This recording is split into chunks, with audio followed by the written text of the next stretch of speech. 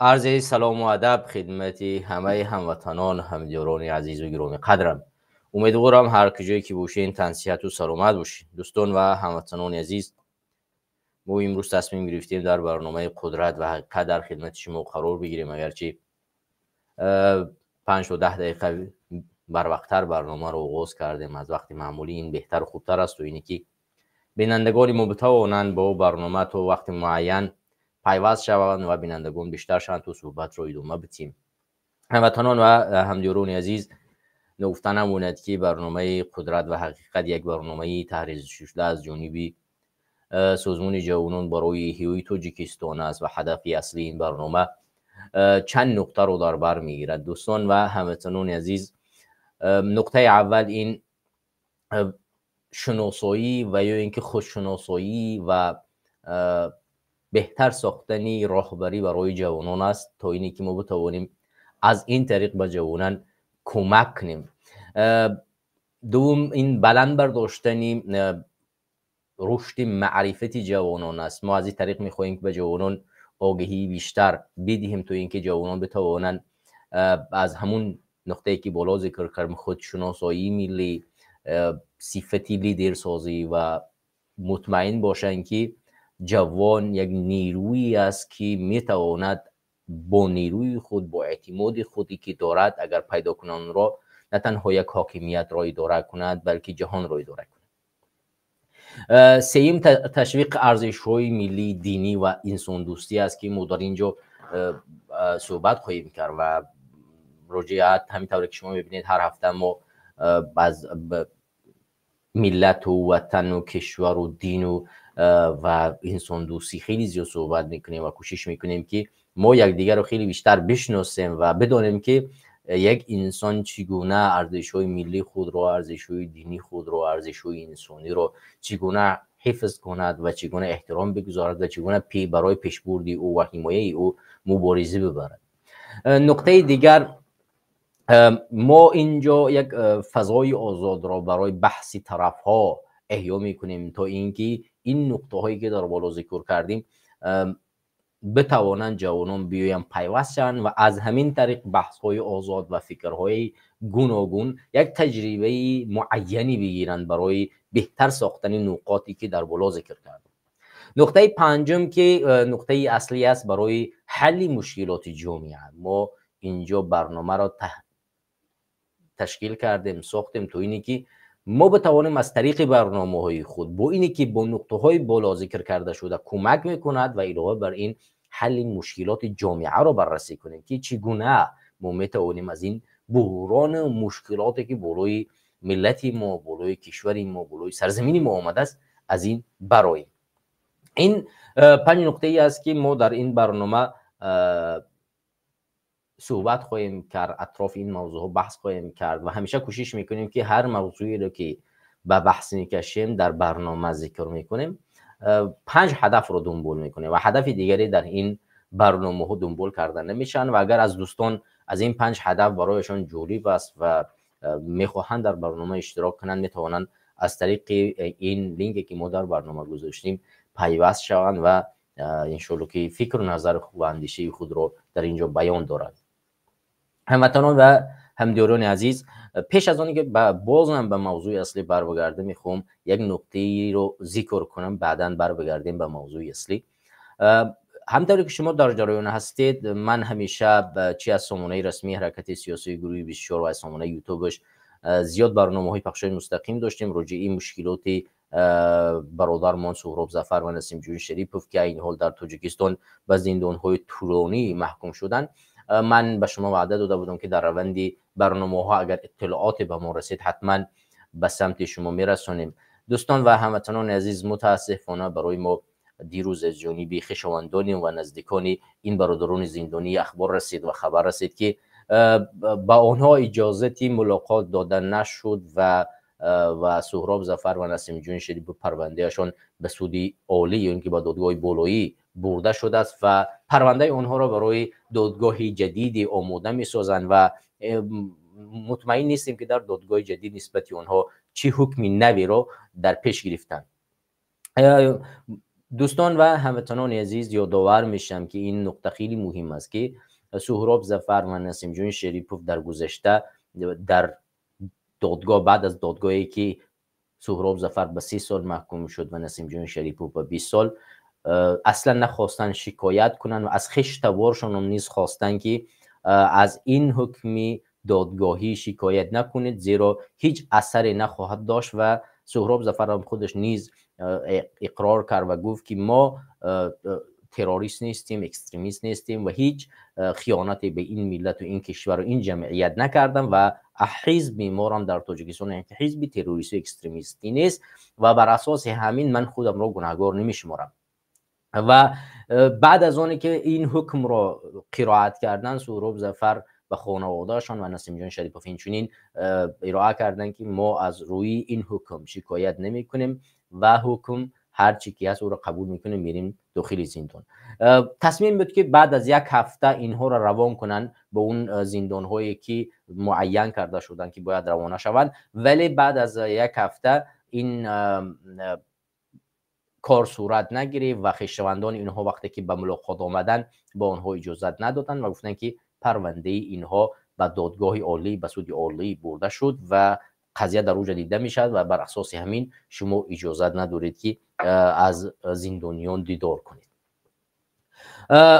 دوستان و هموطنان عزیز، ما نامه‌های زیادی در این بابت نوشتیم، از جمله جوانان برای احیای تاجیکستان یک نامه‌ای نوشت به سازمان ملل متحد. ما یک پاسخ از این سازمان گرفتیم و برای ما معلومات بیشتری تقاضا شد از جانب این سازمان تا اینکه بتوانیم پرونده اینها را به شاخه‌های بلندتر ببریم. اگرچه ما می‌دونیم این نامه‌ها و این درخواست‌ها هیچ کمک و هیچ یاری نمی‌رساند، ولی هدف اصلی این رساندن قضیه ها به اون نقاط اصلی است که ما بتوانیم از این طریق به حکومت تاجیکستان فشار بیاوریم، تحریم های ایجاد کنیم، از این طریق تحریم های ایجاد کنیم که اون فشار آورنده باشد که حکومت امام علی رحمانه مجبور شود یک آسانی به زندانیان سیاسی بیارد و اگر که تحریم ها بیشتر شوند و ریشه چنین یک حکومت از بین خواهد رفت و یک حکومت جدیدی به میان خواهد آمد. و بر اساس همین ما انشالله که نامه ها را ادامه خواهیم داد و کوشش تلاش میکنیم که به حکومت تاجیکستان و حکومت ترکیه فشار بیاریم برای این کار غیر قانونی، غیر انسانی که به جانب دو شخص و دو انسان و دو فعال سیاسی حرکت سیاسی گروهی بسیار صورت گرفت. خب این قضیه همین بود و من به سمت شما رساندم. در برنامه‌های بعدی هم نیز اگر که معلومات بیشتری نسبت قضیه برادر سهراب ظفر و نسیم جان شریپوف به میان اومد، من به سمت شما خواهم رساند و اگر که معلومات زیادی که نسبت آنها به دست شما رسید، حتما شماره من و فیسبوکی من هست. شماره من در برنامه قبلی من اینجا نوشته بودم، میتونید برنامه قبلی رو نگاه کنید و علاوه بر این در فیسبوک با اسمی عبیدالله سیدی من اسمم نوشته شده است، میتونید از این طریق با من معلومات های بیشتری رو روان کنید.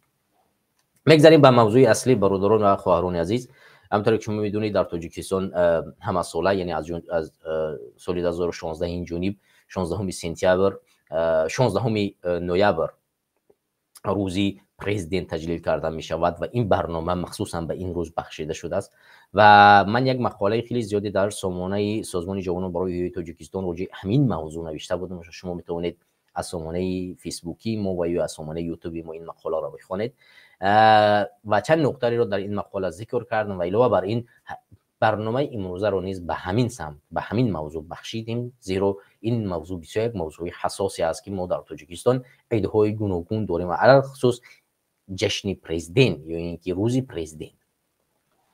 هموطنان و عزیزان دل، ما روزی کدو رو تنقید کردیم، روزی کارتوشکا و روزی تربوز و خربوز و هزارها عید انگور و ده ها عیدهای دیگر نسبتش صحبت کردیم، اما عیدی یا جشن پرزیدنت این در بعضی از کشورها واقعا وجود دارد و روز پرزیدنت رو اونها جشن میگیرن و این روز تنها برای دایره حکومت هست، نه تنها برای یک مثلا منی شهروندی تاجیکستان یا ساکن یک شهر اصلا فرق نمیکنه که روزی پرزیدنت وجود داشته باشه یا نداشته باشه، ولی برای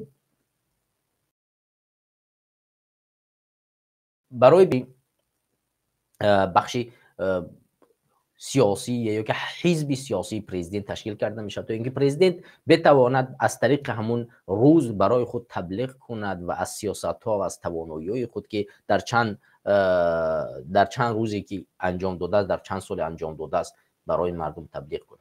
اما در تاجیکستان این روز با دایره حزب خلقی دموکراتی تاجیکستان و شخص پرستی آنها به پرزیدنت یا به انولی رحمانوف انجام میفته است. ما میبینیم که در روز پرزیدنت، در روز 16 سپتامبر و بالاتر از اونم، یعنی روز 15 و دیگر روزهاش هم طول یک هفته میشود یا که 2 هفته میشود گوشی ما را خوردن و هر روز هزارها مقاله ها راجع به همین روز می نویسند که روز پرزیدنت و سیاستمدار قوی و جهان امروز به تاجیک ها یک سیاستمدار خیلی قوی را در عرصه بین المللی فراهم آورد داد و اونم اسمش گذاشتن که امامدی رحمان و دهها اسمی دیگری.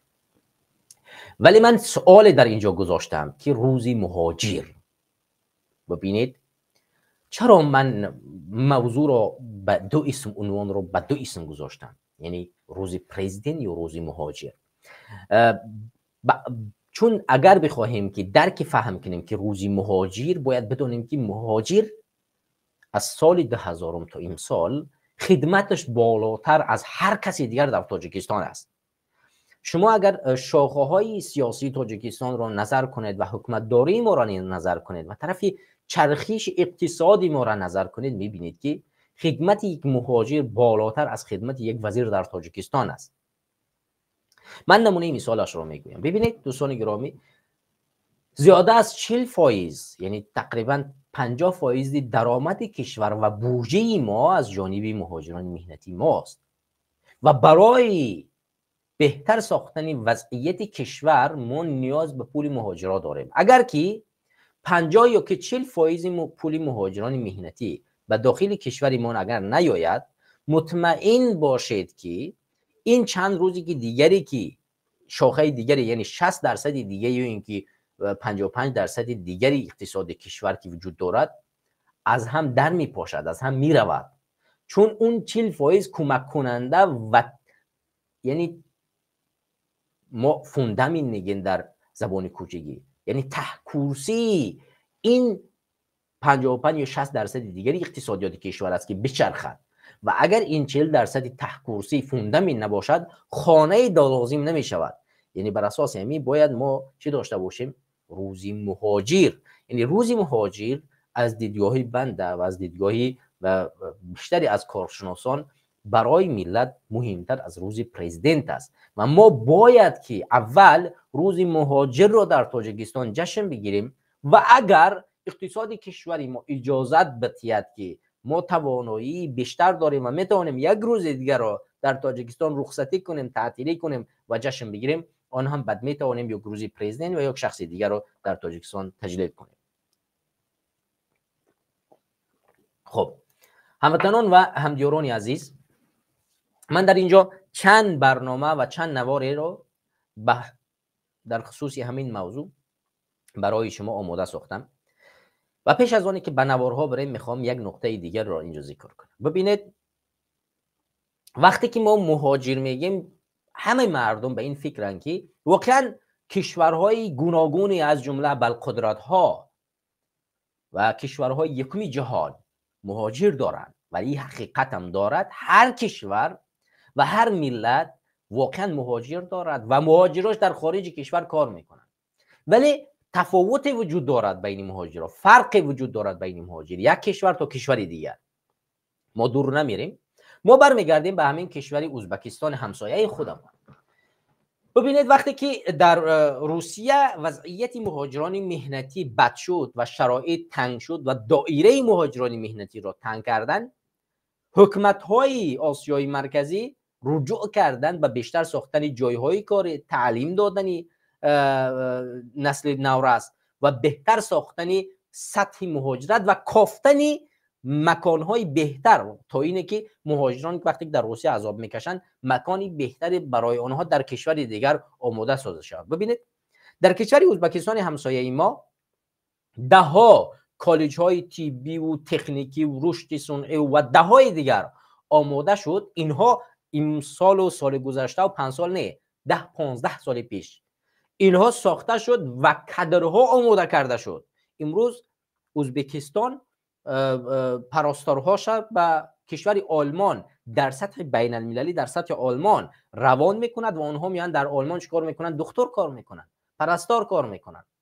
چرا؟ چون آنها 10-15 سال پیش الکی نقشه کشیده بودن که 10 یا که 20 سال پیش سطح زندگی مهاجران مهنتی در روسیه زیر فشار و قرار میگیرد، در پایان میرود و ما مجبور هستیم که مهاجران مهنتی خود را به دیگر کشورها کنیم. برای این کار را کردن 10 سال پیش یا 20 سال پیش آنها نقشه کشیدن، کالج ها و مرکز های علمی و هزارها کورس های خودشناسی و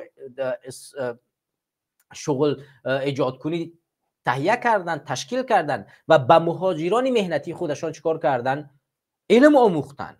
و عین حال ما میبینیم که در کشور امریکا، در کشور آلمان، در کشور انگلستان هزارها ازبک تبار ازبکستان میآیند و در سطح عالی در دستشان در جیبشان بچید به او کار کردن، به پیش کامپیوتر نشستن و چیکار میکنن؟ پول در میابند، کار میکنن و به کشور خودشان روان میکنن.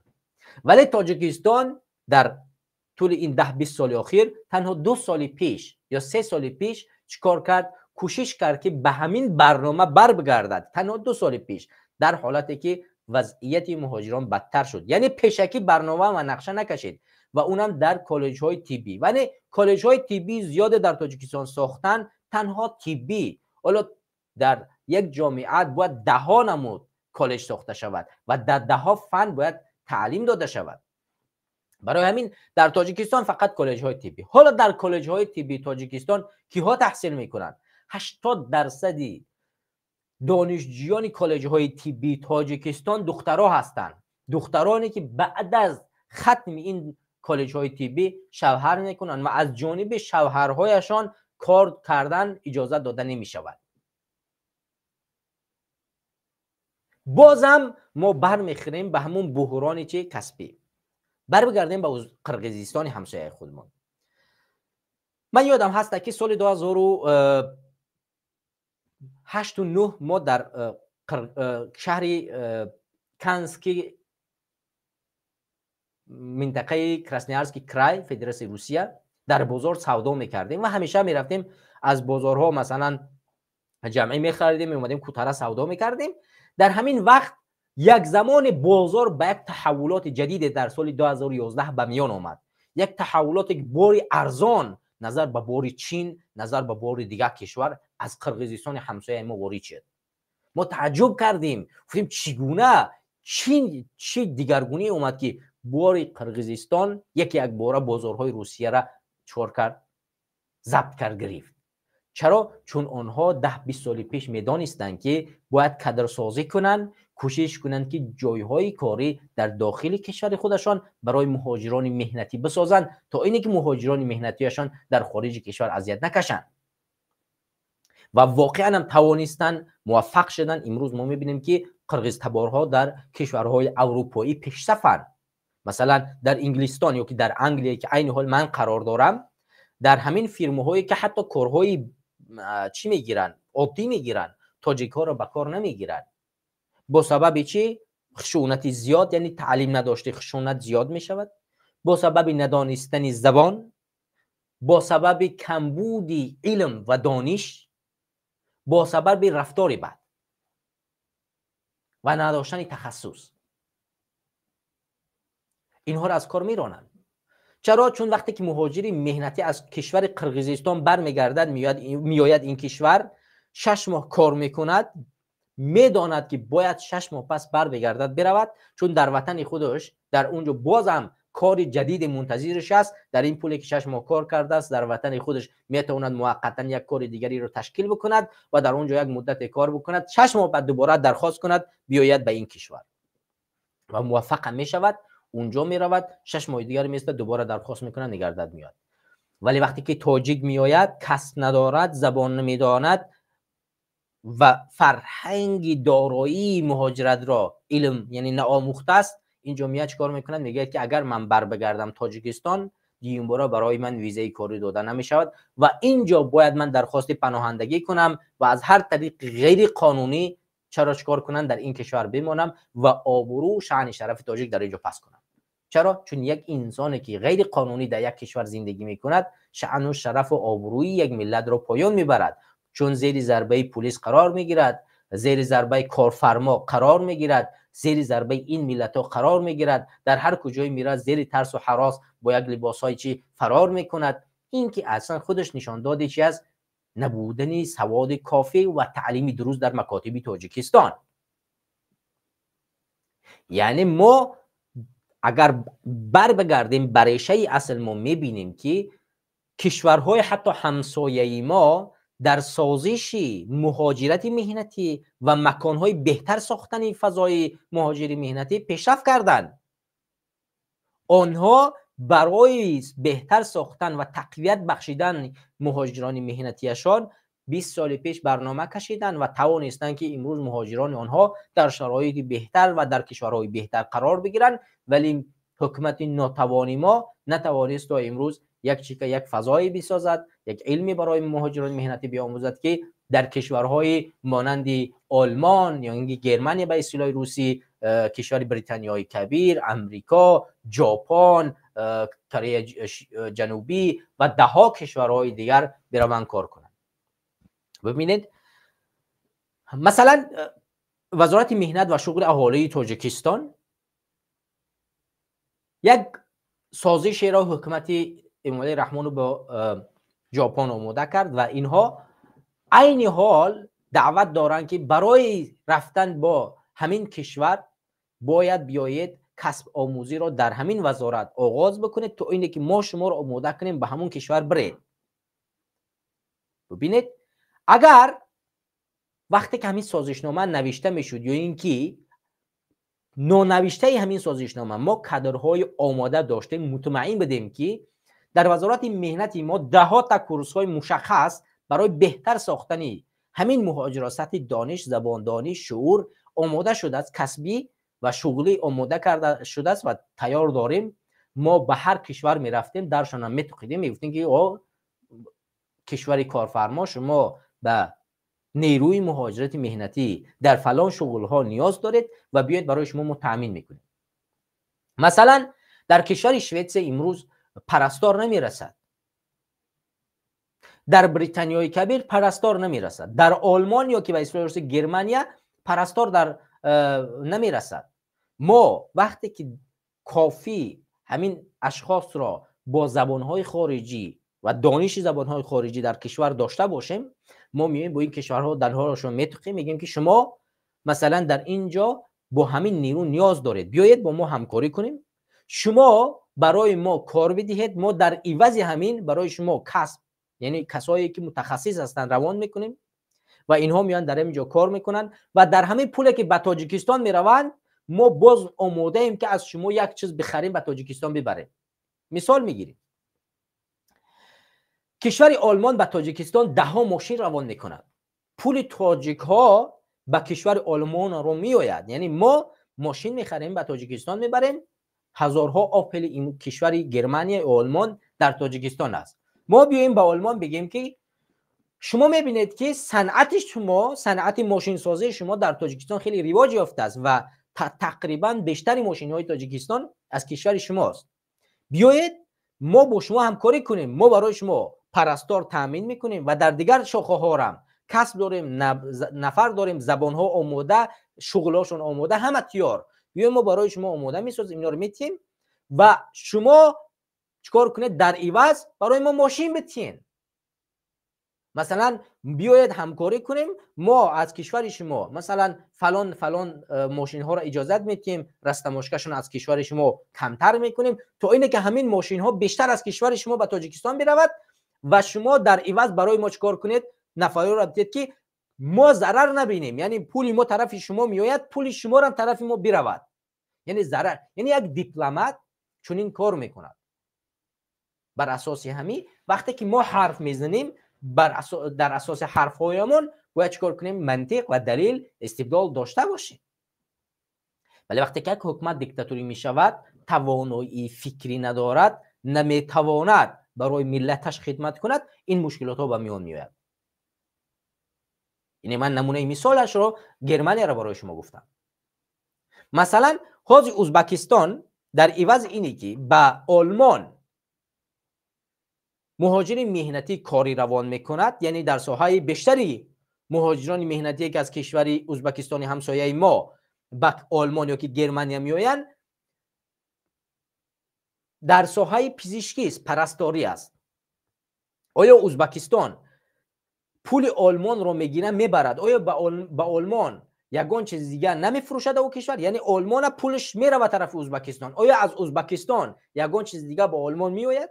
شما دیدید 100% پولی ماشین. امروز ازبکستان ده ها ماشین های آلمانی در ازبکستان چیکار میکنن؟ فروخته میشود و از این طریق چیکار میکند؟ پولی ماشین ها او طرف آلمان میآید و پول مهاجران مهنتی از آلمان طرف ازبکستان میاد. اینا چیکار میکنن؟ بر همین طریق هر دو طرف برد میکنن، نه این ضرر میکنن نه آن ضرر میکنن. ولی حکومت امروزه ما متاسفانه در اساسی منطق کار نمی کند که وقتی که یک مهاجر مهنتی ما میرود در یک جا کار میکند برای شغل بیاموزد و با شأن و شرف در یک کشور کار کند، نه با ذلت. مثلا امروز در فدراسیون روسیه مهاجر مهنتی ما در بدترین حالت قرار دارد. بیاید این مثلا یک نوارش را از سامانه رادیوی آزادی برای شما من بگذارم، شما تماشا کنید.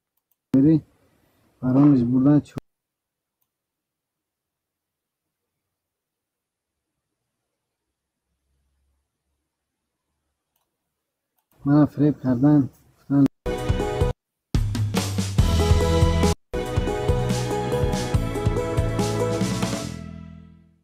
سلام علیکم جناب ولی، من شهروند تاجیکستان. من فریب کردن گفتن لوگانسک استرویکا کار میری، برامش بردن 4 روز خوابیدن. من 4 روز پس کورسک اوبلاست بردن، 11 روز پس جنگ رو رویم کردن. 5 minut جنگ ده زخمی شدم. این مروجیت یک توجیکی 35 ساله اسیر افتاده به رهبر توجیکستان امامعلی رحمان است که برای رهاییش از اسارت کمک می‌خواهد. نوار تقریبا نیم ساعته مذکور هفته جوری به دست رادیو آزادی رسید و معلوم نیست تحت چه شرایطی ثبت شده است. این زاده توجیکستان در اسارت هم غم اویلش را می‌خورد و از آن نگران است که همسر و 4 فرزندش را از خانه اجاره در یکی از شهرهای روسیه بیرون می‌کنند. 4 فرزندم در ریزانسک اوبلاست ای خانه سرش کردیستم. زن ما پگه خانه سرش میکردیم، صاحب خانه رو فروخته. اگر یکان امکانیت چی باشه ما را اینجا بگیریم. من شهروندای توجیکستان. سلام بینندگان عزیز. شخصی در نوار بوده ادعا دارد که چندین سال است در شهر ریزان زندگی و در ساحه سودا کار میکرد، اما در این اواخر کارش را از دست داد. یکی از شناسهایش گفته است که در ساختمان‌های ولایتی اشغال شده لوهانسک میتواند روزی 8000 روبل کار کند. سفر به آنجا توسط کمیسریت حربی صورت گرفته است. متاسفانه از اطلاعی که رادیو آزادی دریافت نمود، واقعا همسر و فرزندان این شهروند تاجیکستان از خانه بیرون کرده شدند و منتظر بازگشت به وطن هستند. رادیو آزادی نوار مراجعت این تاجیک اسیر افتاده را در اختیار وزارت کارهای خارجه تاجیکستان گذاشته و منتظر واکنش رسمی این کشور است. اخیراً در چند حالت حکومت تاجیکستان به مهاجران بازداشت شده کمک کرده است تا به وطن برگردانیده شوند. هموطنان و همجران عزیز و گرامی قدرم، همونطوری که شما در نوار دیدید، همونطوری که در این نوار شما دیدید دوستان و هموطنان عزیزم، یکی از مهاجران مهنتی که در فدراسیون روسیه قرار داشت و شهروند تاجیکستان است، اجباراً گرفته توسط فریب با جنگ روسیه و اوکراین در اونجا برده شده است و در روز اول زخمی هم شده است و چند فرزندش در خانه اجاره زندگی میکنند که صاحب خانه آنها را هم از خانه بیرون کرده است و میخواهد بیرون کند. آنها بدون کمک موندن. به امامعلی رحمانوف پرزیدنت تاجیکستان مراجعت میکند که مرا از اینجا ببرید و من در اینجا اسیر قرار گرفتم، توسط فریب به جنگ آورده شدم. من شهروند تاجیکستانم، شهروندی روسیه ندارم و مرا به جنگ آوردن.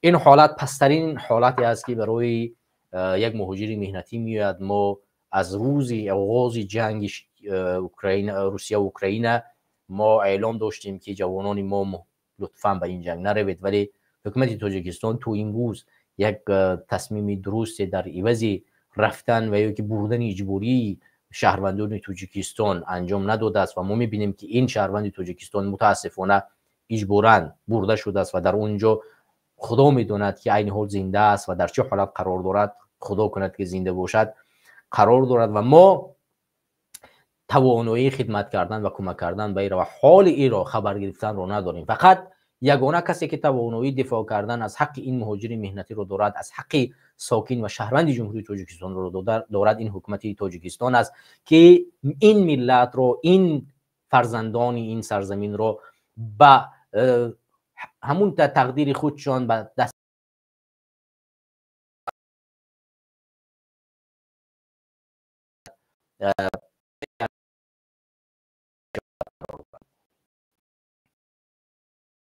برای همین از همین جا به همه شما مراجعت میکنیم که به همه سفارت ها زنگ بزنید و از حکومت تاجیکستان درخواست کنید که این شهروند تاجیکستان که در بدترین حالت قرار دارد و اگر شما خشتبار دارید، نزدیکا دارید در حکومت، خواهش کنید و التجا کنید که کوشش کنن این شهروند تاجیکستان رو که امروز اجباراً به جنگ روسیه بردیانش در اونجا در لبی مرز قرار دارد برگردانیده شود و کوتاه‌ترین فرصت به نزد خانواده‌اش بیاد و از زن و فرزندان این فرزند با خبر شویم که در چه حالت قرار دارن، آیا اونها را از اون خانه بیرون کردن نکردن.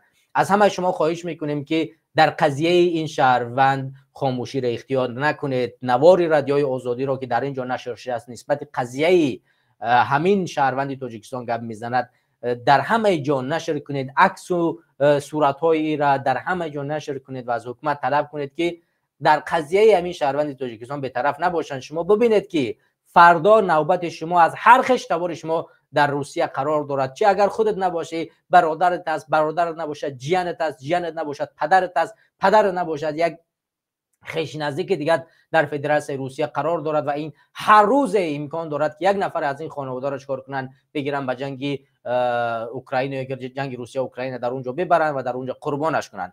و از همه شما خواهش میکنم که در قضیه این شهروند به طرف نباشید و کوشش تلاش کنید که سر راهی چنین یک ظلم و ستم را بگیرید تا این فرزندی به ناموس ملت بر بگردد به نزد خانواده خود. حالا این جرأت کرده است، ایستادگی کرده است، نوار کرده است در مقابل همه این ظالمان که من در اینجا غیر قانونی آورده شدم، برای فیره به این جنگ آورده شدم، فرزندان من بی خانه و بی در خانه اجاره در اونجا نشستن که امروز آنها را امکان دارد که از این خانه سر کنند، در اینجا قرار دارم. لطفاً برای من به صدای من گوش بدهید، مرا از اینجا نجات بدهید.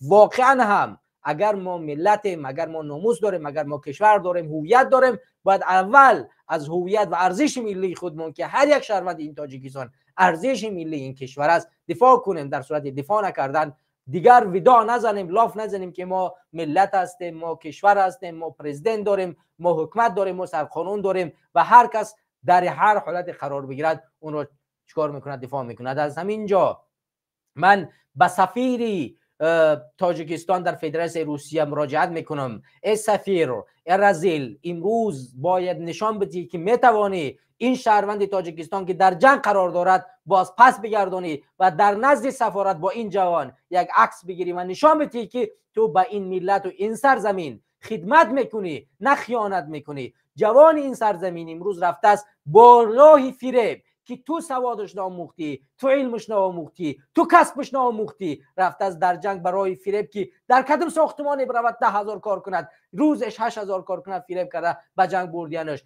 تو اگر سوادش میموختی، تو علمش میموختی، تو کسبش میموختی، امروز اون در بیمارستان، در برق، در یک جای دیگر کار میکرد، بلکه به ساختمان نمیرفت که در اونجا فریبش کنن. حد امکان کسبش را میدانست، علمش را میدانست، زبان را میدانست که فریبی چون این کسا را نمیخور و با اونجا نمیرفت. ولی امروز تو باید کاری کنی که این جوان از این راه برگردانیده شود، بس سفارت اول آورده شود و در سفارت از این عذرخواهی کرده شود، فرزندایش را بکردین و مزد کاری او را چند ماه در اینجا ایستاده از حساب بودجه کشور براش جدا کرده و تاجیکستان بلیط بگیرین، بی پول روانش کنین. ما امروز باید ننگ و نامیسی ملت خود، فرهنگ خود را داشته باشیم، کوشش کنیم که دولتداری خود را اثبات کنیم، وگرنه چی برسد از اون چیزی که ما امروز کار نمیکنیم.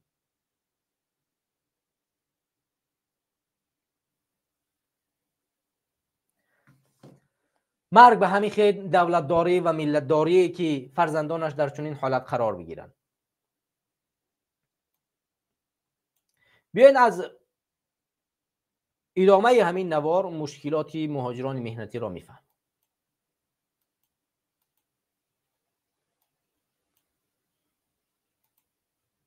با راه‌های گوناگون به جنگ ضد اوکراین برده شدند. چند اختیاری، دیگران مجبوری با وعده گرفتن پول و شناسنامه یا رهایی از زندان‌های روسیه. تعداد دقیق زادگان یا شهروندان تاجیکستان که به جنگ اوکراین جلب شدند معلوم نیست. تنها اسمی بیش از 100 نفر آنها بعد از فوت یا در اسارت در اوکراین رسانه‌ای گردیده است.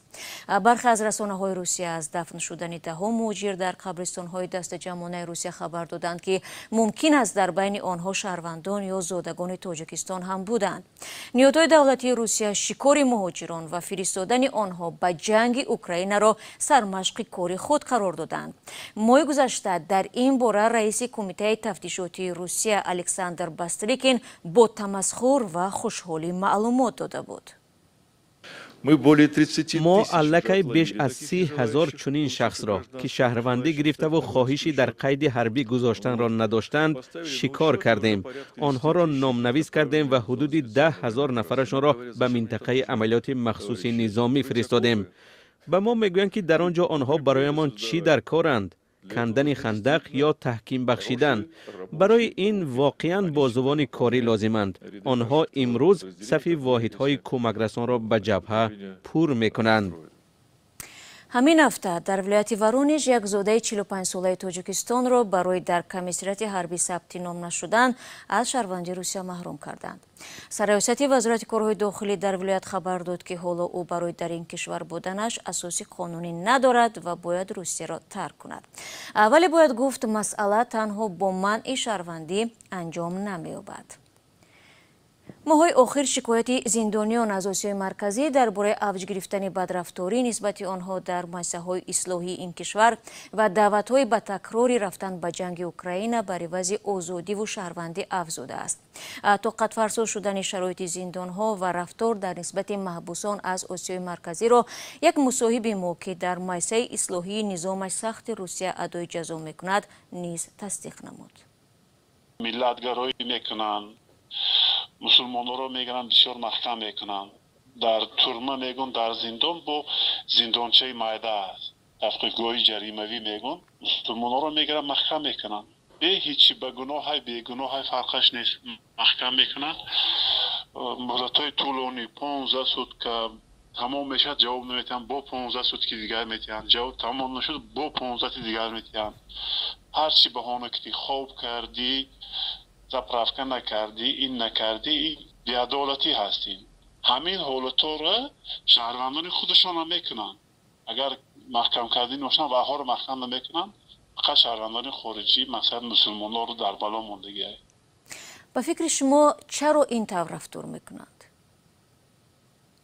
کاغذ آوردن که این کاغذ به مقصد ما اینام تو تیار کردیم امضا کن. کاغذ نگاه میکنید مقصد در آنجا نوشتگیش با زبان روسی نوشته شده که مقصد به وطنم برگشتن نمیخواهم. شرط و شرایط در فدراسیون روسیه خوب است.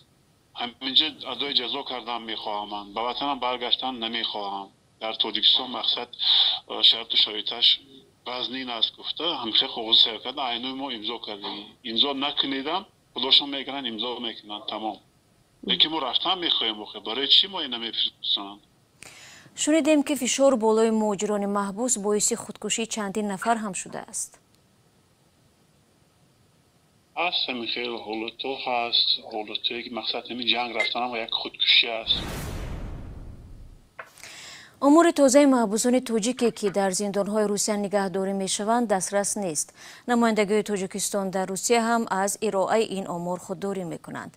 بر اساس معلومات رسمی تا 2 سال پیش بیش از 10,000 تاجیک در بازداشتگاه و زندان‌های روسیه نگهداری می‌شدند. با گفته مصاحب ما در زندان نفر زادگان آسیای مرکزی تشکیل داده میباشند. آنها اکثرا با جرم مربوط به مواد مخدر، تجاوز به ناموس زندانی شدند. این مصائب ما را با عیبنامه دستاوردی به نابالغ 14 سال پشت پنجره انداختند. خودی او این اتهام را تهمت مینامد و میگوید برای سفید کردن نامش مبارزه میبرد. من مبارزه بردیستم و از اول تا آخر بود دوام دارد مبارزه من یگان وقت دست نبرداشتم دست نمیبردم انشالله. من مقصد نوشته استم سودای بالایی نوشته استم مقاماتای بالایی نوشته استم که مقصد من بیگناه هم گفته خیلی به عرضی ما نمیرسن لیکن من با نوشتم با مسکار نوشتم سودی بالاییش که مقصد من گناه ندارم و ایشمندی سفید شدن رو دارم. مقصد وقتی که جنایت صادر شدگی در جای جنایت من نیستم بیلینک شدگی مقصد جایی که جای بودو باش میگم من زنگ زدگی از 8 کیلومتر دور در 8 کیلومتر دور جنایت صادر شدگی دو جنایت در گردنی من بول کردن دو جنایت در یک وقت صادر شدگی مقصد بین دو مقصد جبر دیده 5 کیلومتری فرقش است لیکن وقت یک وقت از سود بهای درستی قانون داده نتونست به این حالت گرفتن سراغ کلان دادن جزای وزنی دادن من از سال 2004 اینجوری به روسیه با یگان خیلی چی نبود. تجربه مجبوران به جنگ اوکراین کشاندن محبوسان از اول حمله روسیه به اوکراین سر شد. آن وقت شرکت خصوصی حربی واگنر این تجربه را به راه ماند. به محبوسان وعده داده می شد که پس از 6 ماه جنگ از ادوی جزا در محبس آزاد کرده می شوند. به نوشته رسانه ها هزاران زندانی که آن وقت سفربر شدند در صف پیش جبهه بخمود کشته شدند. تربتی بعضی از آنها به تاجیکستان آورده و دفن گردید. ای هموطنی عزیزتر از جان، ای یوسف امروزی. هموطنان همطوری که شما شنیدید و دیدید واقعا در متاسفانه مهاجران مهنتی که در فدراسیون روسیه با پرونده های گوناگونی پشت پنجره برده شدن به هر طریق اونها فشار آورده می شود و اونها رو با جنگ برده می شود و در جنگ اونها چکار میکنن به هلاکت می رسند و علاوه بر این چندین نفر اونها حتی در داخل زندان های روسیه خودکشی کردند. حکومت تاجیکستان هیچ تلاش برای بازگردانیدن همین زندانیان انجام نمیدهد. همین طوری که این برادر زندانی ما در اینجا ذکر کرد که من سالهاست که در اینجا هستم و کوشش میکنم که به تاجیکستان بر بگردم و مرا غیر قانونی زندان کردن و من کمک نمیکنن که من به تاجیکستان بر بگردم.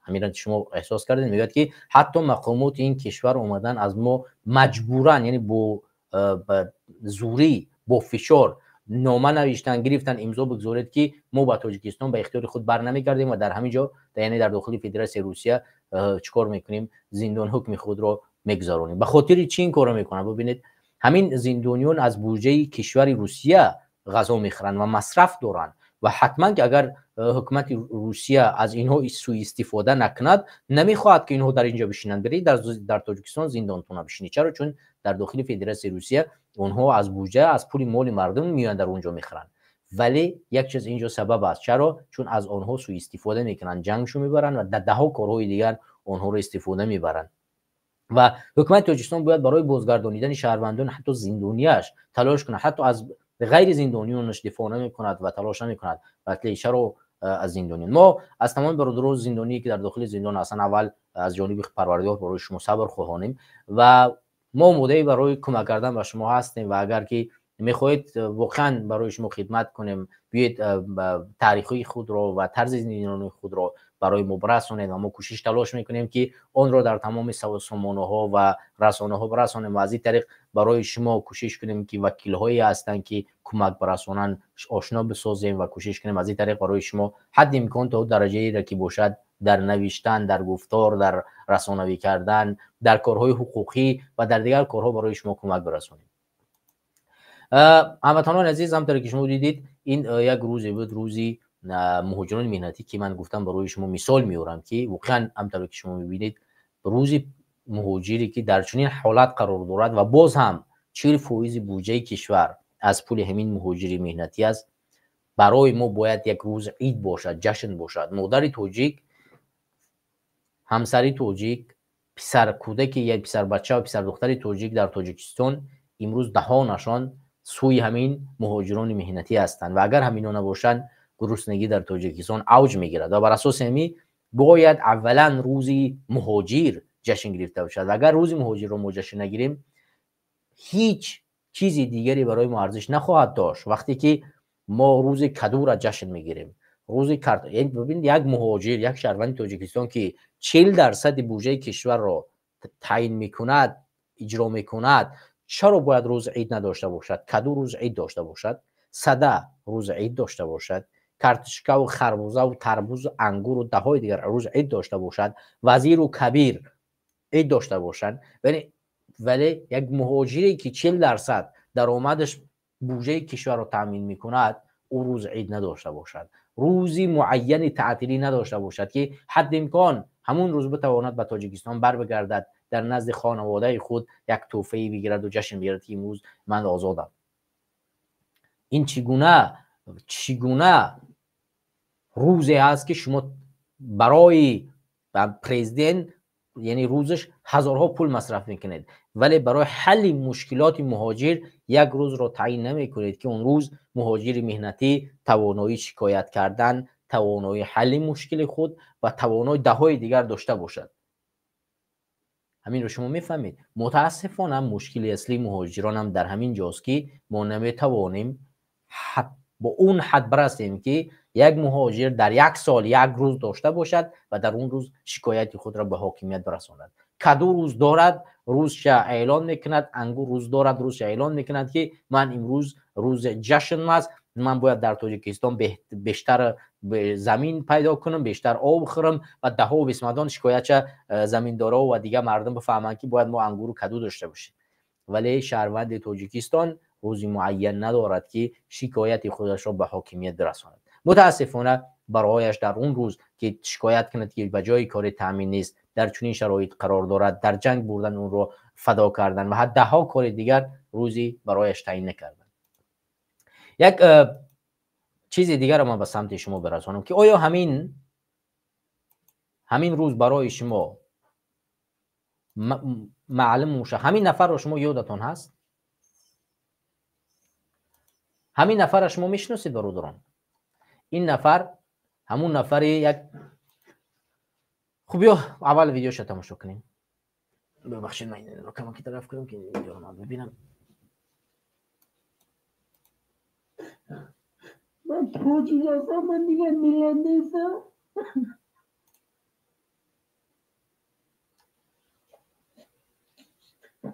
دیگه راه نداشتم، من به همین راه بدر دست دادم. یکم کس به دادم نمیرسه. این یکی از نوارهای شریف جان تیلازاده، جوانی تاجیک از تمرینگاه حربی در روسیه است که پیش از بازداشت شدنش نشر کرده بود. حالا او به گمان جاسوسی دستگیر و به 2 ماه حبس پیشکی محکوم شده است. به وی تا 20 سال زندان تهدید میکند. مقامات روسیه میگویند که شریف جان تیلازاده انشاءات مهم حربی این کشور را به نوار میگرفت و به حربیان اوکراین میفرستاد. تصدیق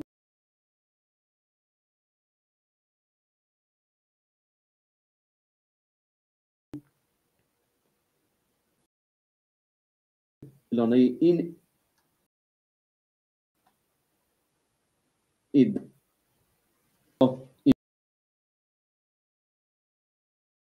امکان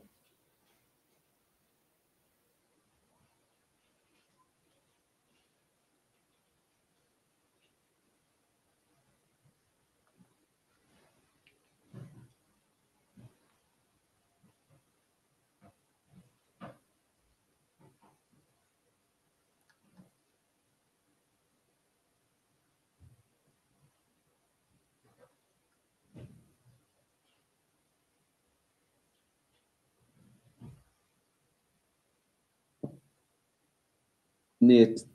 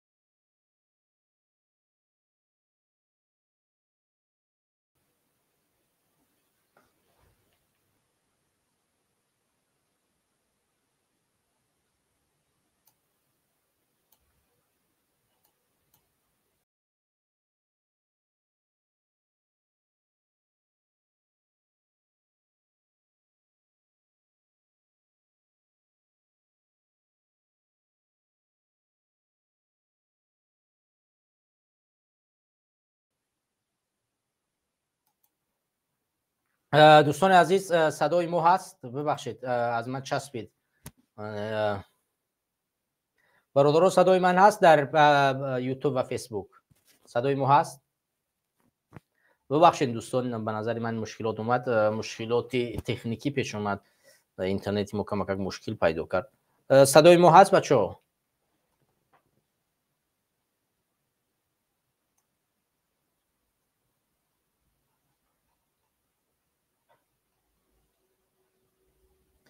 بچه‌ها صدای ما هست؟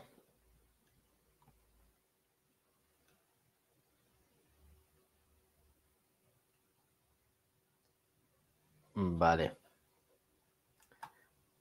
بچه‌ها در فیسبوک هم بنویسید صدای ما هست نیست. اگر نه باشد خبر کنید ان شاءالله که برنامه رو چون متاسفانه مشکلاتی تکنیکی پیش اومد و من کوشش میکنم این نوار عینو بگذارم.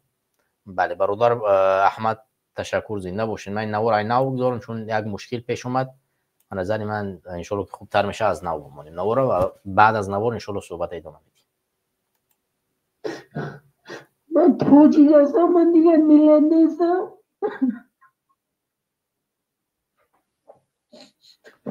دیگه راه نداشتم، من به همین راه به دست دادم. یگان کس به دادم نمیرسه. این یکی از نوارهای شریف جان طلازاده جوانی تاجیک از تمرینگاه حربی در روسیه است که پیش از بازداشت شدنش نشر کرده بود. حالا او به گمان جاسوسی دستگیر و به 2 ماه حبس پیشکی محکوم شده است. به وی تا 20 سال زندان تهدید میکند. مقامات روسیه میگویند که شریف جان طلازاده انشاءات مهم حربی این کشور را به نوار میگرفت و به حربیان اوکراین میفرستاد. تصدیق مستقلانه این ادعا امکان پذیر نیست. در همین حال کاربران شبکه‌های اجتماعی گویا جاسوسی کردن او را زیر سوال بردند. شریف جان 32 ساله که حالا اسمش در صفحه رسانه‌های روسیه جای گرفته است، تحصیل دیده دانشکده دولتی فرهنگ.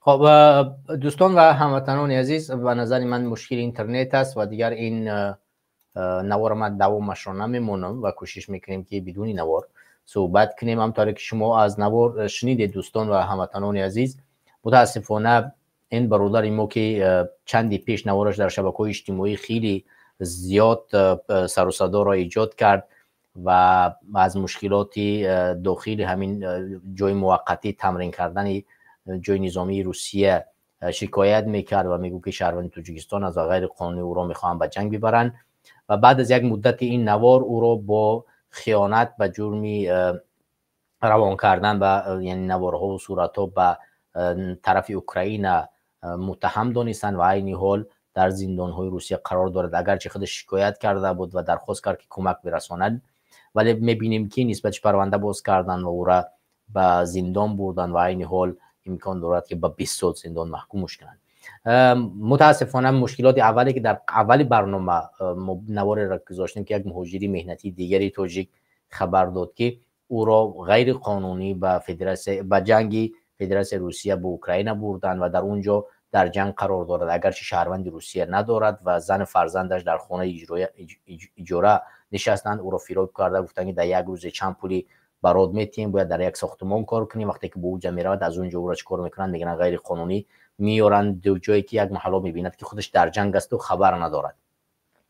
و با یک مراجعتی از حکومت تاجیکستان و از اموالی رحمانوف خواهش کرد که او رو به تاجیکستان برگردونند، زیرا او شهروند تاجیکستان است و به اختیار خود به این جنگ آمده است. حالا میبینیم که نفر دیگری که همین خواهش را چندی ماهی پیش انجام داده بود از جانب حکومت روسیه نسبتش پرونده باز شد و او را به 20 سال زندان میخواهند محکوم کنند. ولی نفر دیگری که عین حال مهاجر مهنتی دیگری که برآمد کرد، ما بازم در اینجا اگر به قضیه هاشون مثل قضیه همین برادر رسیدگی نشود و شهروندان ما که امروز در هر کجای قرار دارن از قضیه های همین ها دفاع نکنن، حفاظت نکنن، نسبت ایشان پرونده جنایی باز میکنن و ایشان میبرن 20 سال دیگر زندان میکنن. یعنی این مهاجری نوی که مراجعت کرد ایران چیکار میکنن؟ باز هم یک پرونده بافته و کافته نسبتش چیکار میکنن؟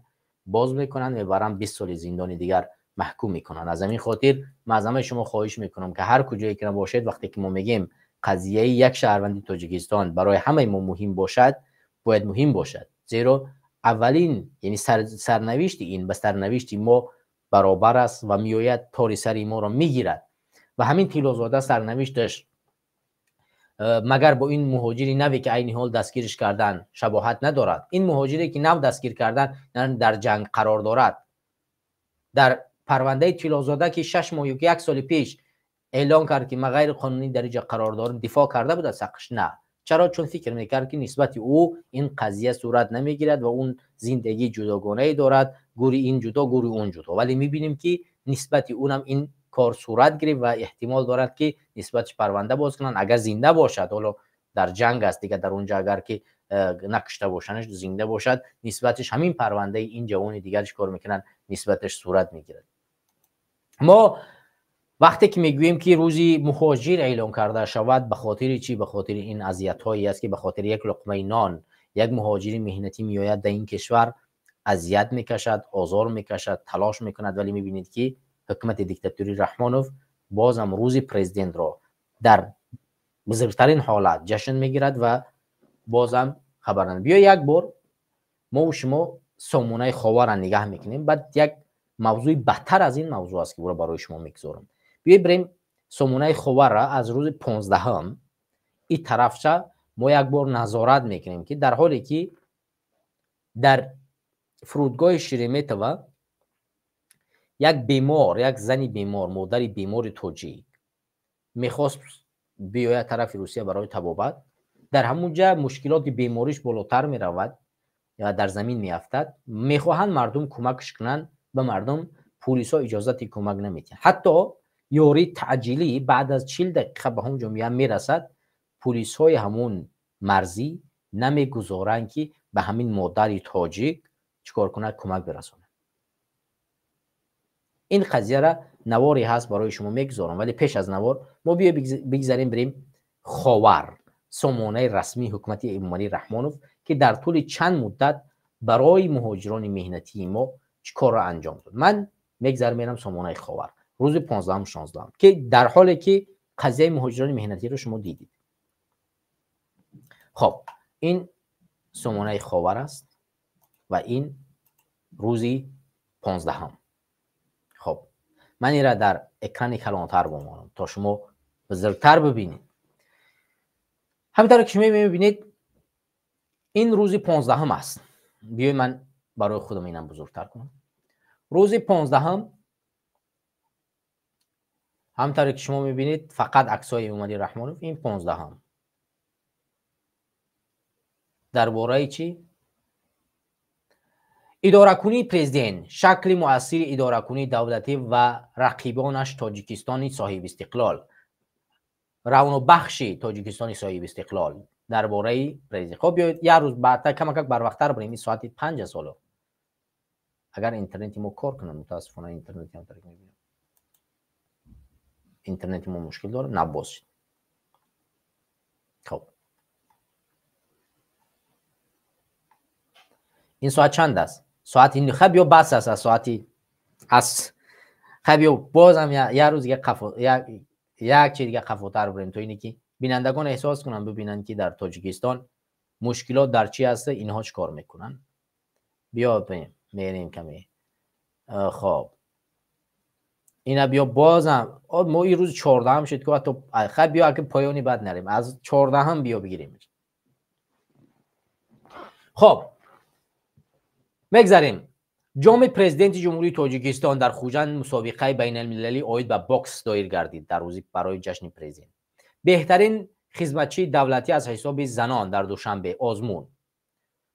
امامعلی رحمان پیشوای تاجیکان جهان اهدا به روز پرزیدنت. شروع یک برمیگردیم. همکاری مقامات دولتی جامعه شهروندی در مانع اخراج استراتژی ملی رشد تاجیکستان بررسی شد. بخشیده بر روز پرزیدنت جمهوری تاجیکستان ناحیه فردوسی همایش سیاسی ادبی برگزار گردید. هیئت تاجیکستان در کنفرانس منطقه عاید به مبلغ گذاری رفتیم. روزهای فرهنگی جمهوری تاجیکستان دولت کویت به انجام میرسد. سهم پیشوای ملت در بلند برداشتن مقام زن در جامعه. خب اینش ورزش است. خب ایش درباره وزیر است. اینش پیشوای ملت همان زبان و فرهنگ تاجیکان در دوشنبه همایش جوانان زبانشناسی دایر شد. خب نمایندگان تاجیکستان در جلسه کمیته راهبرکننده بین حکومتی پیش‌صفتی گلوبالی اوید به ابانبرهای ناساسی اشتراک نمود. تشبوس شایسته پیشوای ملت اوید به تحکیم صلح به خاطر نسل‌های آینده. در حاشیه پیشنهاد پرزیدنت جمهوری تاجیکستان وابسته به قبول قطعنامه مخصوصی سازمان ملل متحد اوید به 10 ساله تحکیم صلح به خاطر نسل‌های آینده. خب در اینجا تقویم روز 15 شروع می شود.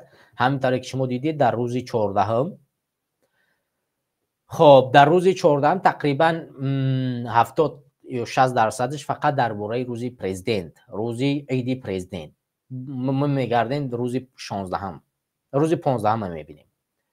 خب در روز اول اسعار را گفتگی است. اینجا درباره باد هوا، در اینجا درباره بانک، در اینجا میبینیم درباره روز پرزیدنت. بانک ملی روز پرزیدنت تاجیکستان و 33 سالگی اجلاسه شورای عالی مملکت تجلیل گردید. خب در بانک ملی هم این روز تجلیل کرد. خب این اولین. با برمیگردیم به روز ساعت دیگرش. این روز 15 است. خب روز 15 تجلیل جشن پر در کارخانه واحد دولتی راه آهن بر روز پرزیدنت. پیشوای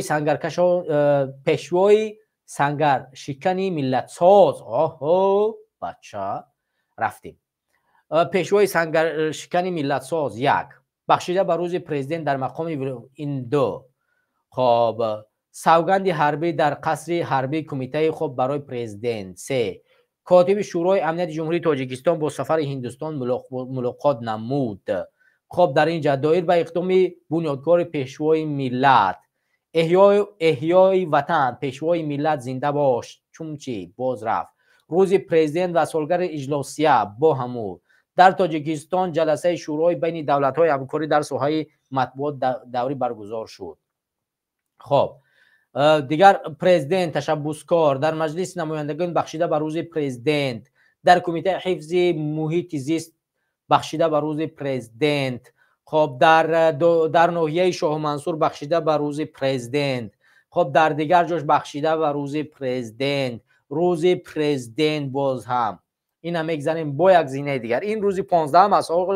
روز 15 خب این روز 15 با اداره پرزیدنت، اداره کنی پرزیدنت، وزیر انرژی تاجیکستان نقش پیشوای ملت در تشکل صنعت تصویر خلق تاجیک بی‌نظیر است. باز پرزیدنت تشبوس‌های تاجیکستان حل مشکلات پیشروی جامعه جهانی حال گذشت به جهان. بازم روز پرزیدنت. خب در اینجا تقویم روز گفتین.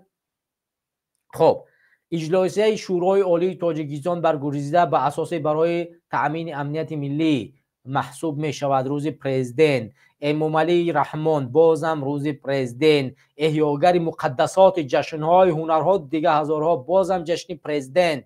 خب با افتخار روز پرزیدنت در دانشگاه دولت کولا باز هم همان. خب خدا کنه نگم فوتبال هم همسون نبارن بچه‌ها. همین فوتبال خیرت داره فوتبال دیگه. خب باز همین روزی بر روز پرزیدنتش نکردن. خب بخشیده بر روز پرزیدنت در ارژانتین. در ارژانتین نظارت مواد نشع‌آور. باز پرزیدنت. نماینده اتفاق کسبی تاجیکستان در کنفرانس بین المللی اتفاق کسبی آسیا مرکز اشتراک نمودند.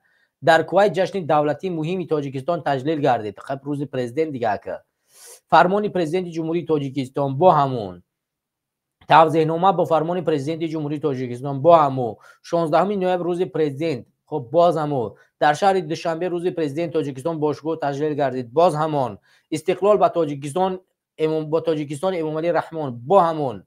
خب در تاجیکستان استندگذاری مجلس خب ایش دیگر رفتیم با یک روز بعدیش. خب پرزیدنت تاجیکستان امام علی رحمان با فعالیت‌های کارهای استحصالی. پرزیدنت تاجیکستان پرزیدنت رفتیم پرزیدنت. این کافی است. دوستان و هموطنان عزیز، همونطوری که شما دیدید، همونطوری که ما می‌بینیم همونطوری که شما دیدید، همونطوری که ما میبینیم، متاسفانه در تاجیکستان فقط به خاطر یک چیز، به خاطر روزی پرزیدنت همه کارها انجام داده می شود، ولی از مشکلات مهاجرت مهنتی، از مشکلات مردم چیزی گفته نمی شود. ما میبینیم که از برگرفته از روزی 13 که روزی پرزیدنت، روزی 16 با داری روزی 17 میرفتین، امروز دیروز 18 امروز 19 همین برنامه ها هر روز ادامه داره در سامانه رسمی دولتی، ولی از حال مهاجران مهنتی حرفی زده نمی شود. بیاید حالت مهاجر مهنتی در روز جشنی مهاجر تماشا میکنیم.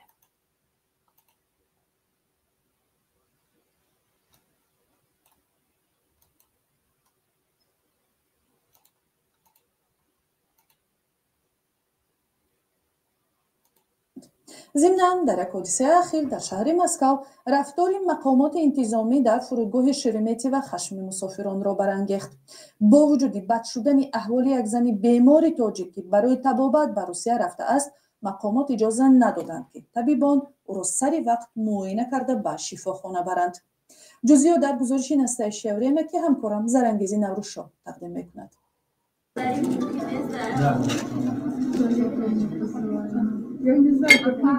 احوال یک زن تاجیک در فرودگاه شرمتوی روسیه هنگام نوبتگویی برای گذشتن از تفتیش بد شده است. بنابر نقل شاهدان، زن به روسیه برای طبابت آمده بود.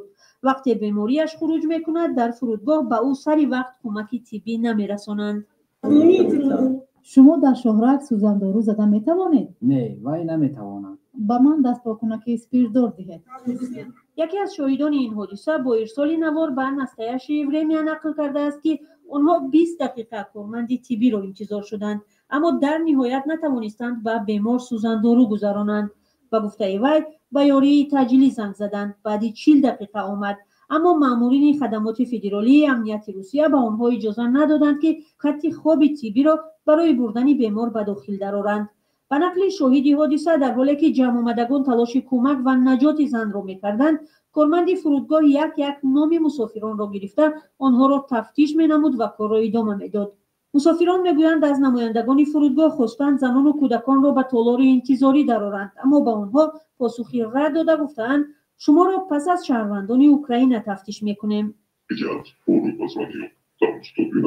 من رقم 112 را گرفته به یاری تجلی زنگ زدم. آنها گفتند که ما درخواست را از منطقه ترانزیتی قبول کردن نمیتوانیم. بگذار کارمندان طبی درخواست را پر کنند. بعد 3 کوشش آنها این کار را کردند. با آنها اجازه ندادند با دستگاهشون درآیند. بالاخره زن را به عربچه عادی معیوبی شناندند و کمتر به خود آمد. به فکرم زنده ماند. او را با دخترش به بیمارخانه بردند. زن را به بیمارخانه بردند و شاهد این حادثه را به وطن راندند. وی که از ازبکستان به مسکو آمده بود گفت در روسیه تجارت دارد و همه سندهایش درست و حق اقامت موقتی داشت، ولی او را به کشور راه ندادند. وی میگوید سری وقت اندازها را میسپارید و یگان قاعده شکنی نکرده بود، اما بعد 24 ساعت انتظاری او را بازپس به وطن فرستادند. به سفارت ازبکستان در مسکو زنگ زد و به او گفتند باید رسما به سفارت روسیه در ازبکستان مراجعت کند. چند ماه باز مهاجران از تاجیکستان و ازبکستان برای وارد شدن به روسیه ساعتها در فرودگاه تفتیش و بازپرسی می شود. چندین مهاجر تاجیک با ارسال نوار از شرایط مناسبت ناخوب در فرودگاه شکایت کرده بودند.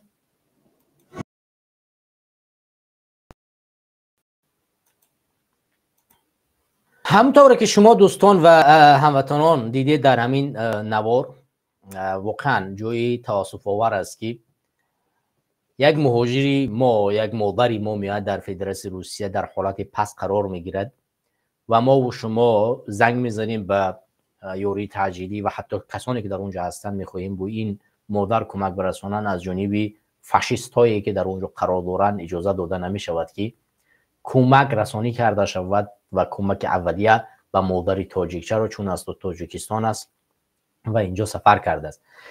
یعنی یک ملت در کجا قرار بگیرد که چون این حالت در رخ میتید؟ شما یک بار به خودتان سوال کنید، بسید بگی ذکر کنید که ما از یعنی حرفای میشنویم، ذکر میکنیم که اگر در تصوراتمون باشد ما یک ملتی هستیم که دیگر تمام هیچ ملت این فرهنگ غنی و این بایگری و این توانمندی و این شکوفایی و این پیشروی و هیچ چیز ندارد. اما وقتی به داخل ملت میاییم در چنین حالت قرار دارد. اگر به تاریخ نگاه کنیم و درس های حکومت دیکتاتوری امالی رحمانوف را در مکاتب نگاه کنیم، از پیشرفت‌ترین ملت، از پیشرفت‌ترین فرهنگ، از پیشرفت‌ترین انسان ها در روی جهان ما خودمون میشماریم، ولی وقتی که برمیگردیم در عمل نگاه میکنیم این ملت در ذلت قرار دارد، این ملت در رأس نابودی قرار دارد، این ملت در رأس به احترامی به ذلتی قرار دارد که یک مادری تاجیک هوشش میرود، توانایی خیستن ندارد، 40 دقیقه در فرودگاه خواب میرود بهوش، ولی پلیس ها اجازت نمیتین که به این ملت یاری اولیه رسانیده شود. حتی فرودگاه شیرین‌میت یک فرودگاه بین المللی است، اما بدبینی نسبت تاجیکان، بدبینی نسبت ملت تاجیک اونقدر زیاد است که به مادری ما، به بیماری ما، به فرزند ما رحم نمیکنن. این مشکلش در خود ملت ما، در خود دولت ما، در خود دولتداران ما است که تو امروز ارزش برای این ملت قائل نشدن، ارزش برای این فرهنگ قائل نشدن که ما انسان را در قدم اول بگذاریم. ساکن شهروند تاجیکستان زندگیش باید در قدم اول باشد. شهروند تاجیکستان ارزش ملی تاجیکستان باشد. این را ما در قدم اول نگذاشتیم. مشکلات از همینجا رخ می‌دهد که ما برای شهروندان خودمان ارزش قائل نیستیم. امروز یک مادر در مشکل روبرو می شود، ما خوشحالی میکنیم، خرسند میشویم، در عوض اونی که بر بخیزیم، اتحاد شویم و نگذاریم که ملت تو این درجه را بیاد پس شود که مادرت میاد در فرودگاه کسی براش کمک نمیرساند.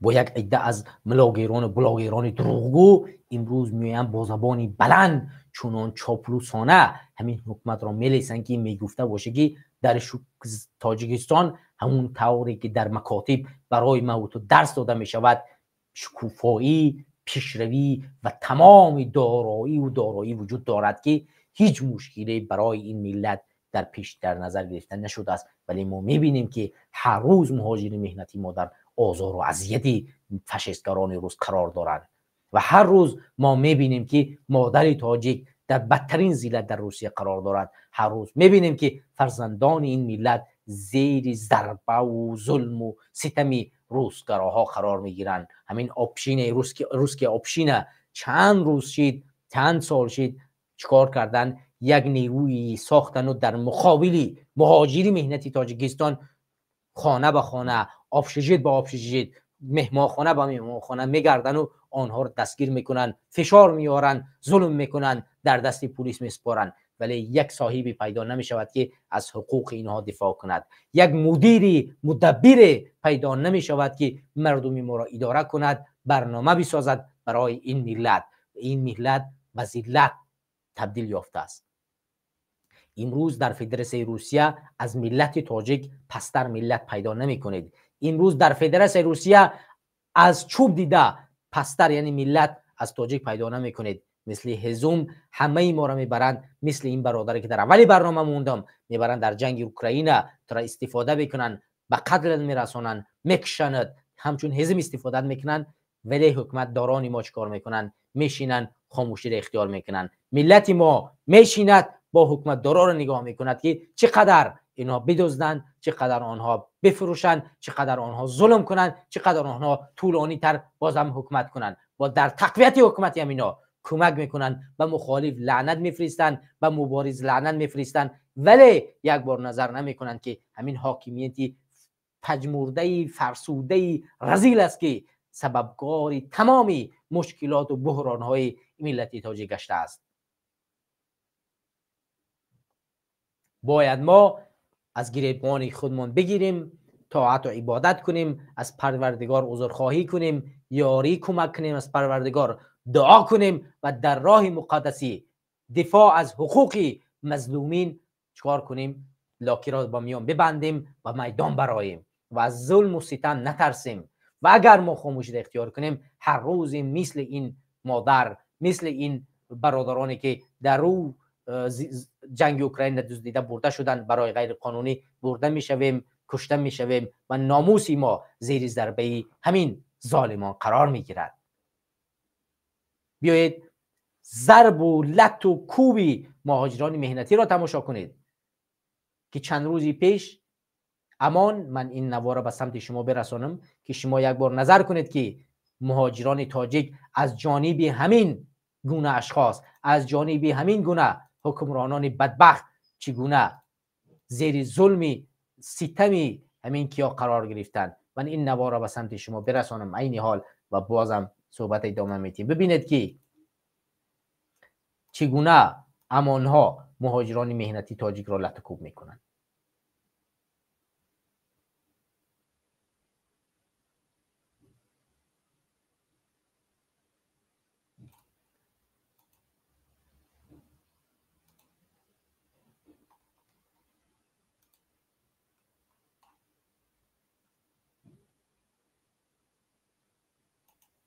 خب متاسفانه این نوار عین حال و تلفن من نیست. من این نوار از رادیوی آزادی اگر دوباره برای شما پیدا کنم و شما این نوار را میبینید،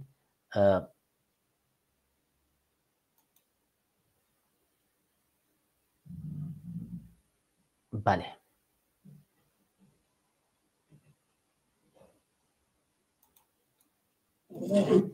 این نوار است. من به سمت شما همین نوار را برسانم و شما این نوار را یک بار تماشا کنید و ببینید که حالت مهاجری تاجیک در چه حالت است. همونطوری که شما میبینید این حالت مهاجر مهنتی تاجیک در فدراسیون روسیه. شما خوب تماشا کنید.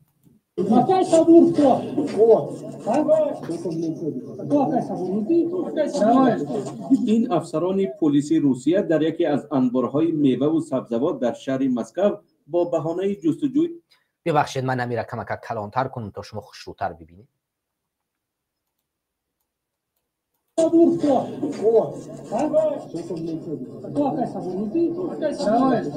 این افسران پلیس روسیه در یکی از انبارهای میوه و سبزوات در شهر مسکو با بهانه جستجوی به گفتهشان اکای صبور صدها مهاجر را لط و کوب میکنند و اذیت میدهند.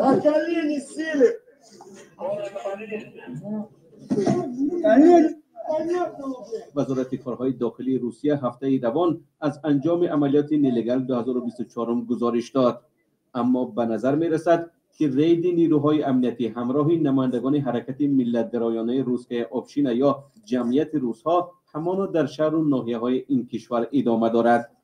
مهاجران کاری میگویند تفتیش در خوابگاه‌های آنها در پایتخت روسیه به طور گسترده و با یک بیرحمی مخصوص گذرانده می شود. از جمله در عکس و نوارهایی که دسترس رادیوی آزاد شد در بدن مهاجران تاجیک آثار کلتک‌کاری و لط و کوب دیده می شود. نمی‌دانیم چیکار کنیم. Документу 100% регистрация гражданства у домой гражданства до як аз дасткори хова бе ҳичи рост омадан даромадан оружиё хади парон кадан тарсондан одаморо рост омадан задан рафтан. این هم در حالی است که به گفته جبر دیده ها همه سندهای بود و باش و کار آنها در روسیه قانونی بوده، برخی هم شهروندی این کشور را گرفتند. به نقل یکی از مصاحبان ما، رید در نصف شب آغاز یافته مهاجران را تا نصف روزی با شکم در روی فرش خوابانده و اجازت بلند شدن را ندادند. فشار به مهاجران کاری به خصوص شهروندان تاجیکستان در روسیه بعد حمله به تالار کنسرتی کراکوس بیشتر شد. حالا بازداشت و حبس، اخراج و استرداد و حالتهای فراوان پایمال کنی حقوق انسان از مشکلات رقمی مهاجران تاجیک در روسیه است. رئیس دومای دولتی روسیه روز سه‌شنبه در تلگرام نوشت که از آغاز سال 2024 در این کشور 13 قانون محدود کننده مربوط به مهاجران قبول کرده شده است. در این بین روز 14 نوامبر ولادیمیر پوتین پرزیدنت روسیه در ملاقات با لیانید سلوتسکی رهبر حزب لیبرال دموکرات روسیه راههای خلاص شدن از مهاجران به گفته آنها به کسب را مطرح کرد. البته مردم سوالهای دشوار از جمله مسئله مهاجران مهنتی را به میان میگذارند. ما با تشبث برآمدیم که آن را اکثر وکیلان از حزب روسیه واحد و دیگر همکارانمان دستگیری کردند، یعنی به مهاجران به اختصاص آوردن عائله‌های بزرگ خود منع کرده شود تا که منبع تشنج اجتماعی، نوبت‌پایی در درمانگاه، رفتار دشوار کودکان مهاجر در مکتب‌ها و دیگر چیزهایی که به عرف و عادت‌های ما و پایه‌های جامعه ما موافقت نمی‌کنند وجود نداشته باشد. به نوشته پایگاه خبری وجن استوری، در 6 ماه سال جاری دادگاه‌های روسیه حکم راندن 86,000 مهاجر را صادر کردند. این از آمار سال 2022 بیشتر است. طبق اطلاع رسمی در نیمه اول سال جاری 17,000 شهروند هموطنان عزیز و همدیاران، همطوری که شما دیدید همدیاران و هموطنان عزیز و گرامی قدرم، متاسفانه حکومت فدراسیون روسیه خیلی بی‌رحمانه نسبت مهاجران مهنتی ما در فدراسیون روسیه برخورد میکند و یک از این برخوردها همین طوری که شما عین حال دیدید این همین بی‌رحمانه ای است که مهاجران مهنتی را از جای کاریشان میان به بهانه‌های گوناگون دستگیر میکنن و بی‌رحمانه آنها را چیکار میکنن؟ لط میکنن. بی‌رحمانه. شما همین که در عکس میبینید این جوان هیچ کار نکرده است. این جوان را چیکار کردن؟ دستش را زدن. حتی میگوید که اکثری کسانی که در اینجا بودن شهروندی روسیه هم داشتن، به قید رفته بودن، پتن داشتن، مالیات میسپاریدن، علاوه بر همه همین چیکار کردن؟ اینها را میآیند لط و کوب میکنن، فشار میارن و دستگیر میکنن، پشت پنجره میبرن و هزار تهمت دیگر نسبتشان میزنند. شما ببینید شأن و شرف ملت در کجا قرار بگیرد که یک انسان جرأت پیدا کند بیاد به تو چنین مراجعت کند، تا چنین حالت را نسبت تو بیاید. اگر یک کشور قانونمندی وجود داشته باشد حالت مردم تاجیکستان چنین قرار خواهد گرفت؟ آیا میتواند یک کشور، یک حکمران، یک پلیس و یک شهروندی که شخصیت دارد، حکومت دارد، در اونجا از او دفاع کرده می شود چنین برخورد کند؟ اگر امروز سفارت ما کار میکرد چنین برخوردها نسبت شهروندان ما صورت میگرفت. در همین نیم سال گذشته این همین 6 ماه اخیر 86,000 نفر از تاجیکستان دپورتاسیون کرده شدند. آنها را همش دستگیر کردن، لط و کوب کردن، در ذلت قرار کردن، شأن و شرف آنها را پس زدن، بعد چیکار کردن؟ آنها را دپورتاسیون کردن. همونطور که شما در عکس میبینین اینها دستای این شهروندان تاجیکستان هستند. همونطور که شما در عکس این پشت اینها را بیکار آمدن لط و کوب کردن. نخوا شهروند تا اینجا قرار بگیرد که پاسپورت هم داشته باشد، پرویسکر هم داشته باشد، پتن هم داشته باشد، باز هم از جانب پلیس لط و کوب کرده شود. ولی مقامات ما چیکار کنند؟ خاموشی را اختیار کنند، حرفی نزنند. همین نماینده تاجیکستان سفیر در فدراسیون روسیه چیکار میکند؟ گو میخورد در اونجا؟ مگر برای چی معاش میگیرد؟ کارمندان معاون سفیر، کارمندان سفارت شما شرم نمیکنید؟ کار شما در فدراسیون روسیه برای چی است؟ شما هدفتان حفاظت مردم نیست مگر؟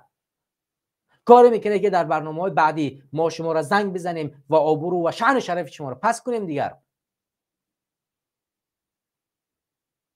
در صورت تکرار چنین کارها ما امروز مبارزه معین و مشخص در مقابل حکومت قرار دادیم و بخش‌های معین چیکار نمی‌کنیم؟ دست درازی نمی‌کنیم، فقط حق حاکمیت است. در صورت ادامه چنین کار ما با حاکمیت، این با شاخه‌های معین حکومت هم دخالت خواهیم کرد، مخصوصا با سفارت‌هایی که برای جشن گرفتن روز پرزیدنت آماده هستید. چیکار کنید؟ مردم را جمع کنید. همین روزی 16 در آلمان سفیری بسیار بدصفت توانست یک روز فرهنگی را به گفت خودش تجلیل کند و در اونجا جشن بگیرد به مناسبت روز پرزیدنت. ولی چرا آماده نیستید از حقوق مهاجرین مهنتی دفاع کنید؟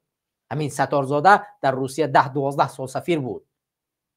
حالا یک نفر دیگر موندن، اون با بدنامی چیکار میکند؟ از حقوق مهاجرین مهنتی دفاع نمیکند، آبروی مهاجرین مهنتی را میبرد. با یک بیانیه نشر کردن که به فدراسیون روسیه سفر نکنید، این راه حل نیست. باید جایگزین فدراسیون روسیه را برای مهاجران مهنتی پیدا کرد. باید راه پیدا کرد که این مهاجران تحصیل کنند، برایشان شغل باید ایجاد کرد، برایشان علم باید آموخت، آنها را باید کسب آموخت تا اینکه اینا بتوانند برای در یک جا کار کنند. برایشان کشور را معرفی کرد، برایشان زبان باید آموزان که رفتید فلان کشور باید فلان زبان را بدانید. پیش از رفتن برای اینو کس زبان، معرفت، فرهنگ اون کشور را آموخت تا اینکه در اونجا در ذلت قرار نگیرند. ولی میبینیم که هیچ نفر با آبروی مهاجر، با آبروی شهروند تاجیکستان چیکار نمیکند، دفاع نمیکند، تلاش نمیکند، کمک نمیکند. فقط برای پس زدن شأن و شرف ملت تاجیک همه برنامه‌ها و نقشه‌ها کشیده شده است.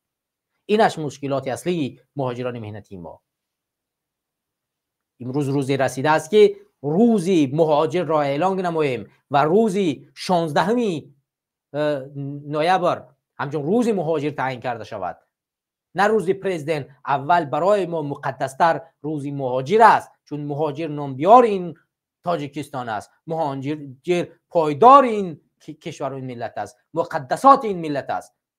چون امروز مادر تاجیک از نانی همین، از مال همین مهاجر میخورد. باید به قدر آبروی این مهاجر رسید. اول مهاجر را باید احترام کرد، بعد پرزیدنت کشور را. پرزیدنت کشور قدر مهاجر را ندارد، وزیر و کبیر این کشور قدر یک مهاجر مهنتی را ندارد. اون را ببینه در چه ذلت قرار دارد.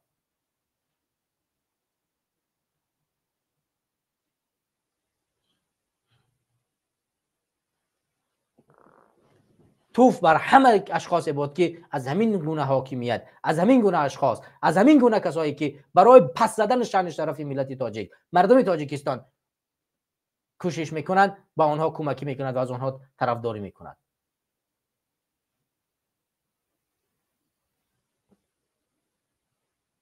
بیایید لطفاً دفاع کنیم از حقوق هر مهاجر، هر شهروند تاجیکستان که در هر جای قرار نمیگیرد. این چه حال است؟ این حال رو برای ما کی آور رسان؟ روزی پرزیدنت، روزی کدو، روزی انگور، روزی فلان و بسمدان. بیایید اکنون یک روزی را برای خودمون معین کنیم. ما طول 10-12 سالی 30 سال از سالی اگر از سالی 94 بعد از جنگ اگر که بگیریم 92 تا امسال ما از 30 سال زیاد میشود مهاجر داریم در فدراسیون روسیه. چرا باید یک روز برای ما تعیین نکنیم؟ تعیین نکنند. اگر اونها تعیین نمیکنن پس خودمون تعیین میکنیم. بیایید زندگی خود را به دست خود بگیریم و کوشش تلاش کنیم از حق یکدیگر دفاع کنیم. وگرنه مطمئن باشید که هم آبرو و هم شأن شرفتان زیر سوال میرود. همدیاران عزیز و هموطنان عزیز و گرامی قدرم، بسیار تشکر میکنم از همه شما که در برنامه قرار داشتین و قرار دارین. طول 1 ساعت میشن ما را تماشا میکنین. من از همه شما خواهش میکنم که پدلیسا کردن، لایک گذاشتن را فراموش نکنید. کانال ما کانال نو است، کانال جوانان برای ایای تاجیکستان. چند مدت میشود خاموش بود. من از همه شما عذر میخوام که طول 2 هفته میشود من پخش مستقیم برآمده نمیتونم. برای کار خیر سفر داشتیم، الحمدلله کار ما با موفق انجام شد، موفقیت پیدا کرده راش. ان شاء الله که الله کمک ممکند که بازم پیشرفت کنیم در این ساحه. ما موفق شدیم در کاری خیری که انجام دادیم و ان شاء الله که بازم کوشش میکنیم که دیگر برنامه ها را هر هفته برگزار کنیم و مثل این 2 هفته دیگر وقفه نگیریم و امیدوارم که بتوانیم در هفته‌های بعدی برنامه بیشتری داشته باشیم تا اینی که از مشکلات هایی که در تاجیکستان میگذرد بیشتر به شما گزارش بدیم. همینطوری که ما همین هفته عین حال دیدیم چند اخبار راجع به همین مهاجرای مهنتی نشر شده بود که بیشتر از اینها در موردشان هیچ تحلیل سیاسی انجام داده نشده بود و در موردشان صحبت کرده نشده بود و ما و شما نتوانستیم این موضوع را برای بینندگان خود، برای مردم خود، برای شهروندان خود برسانیم.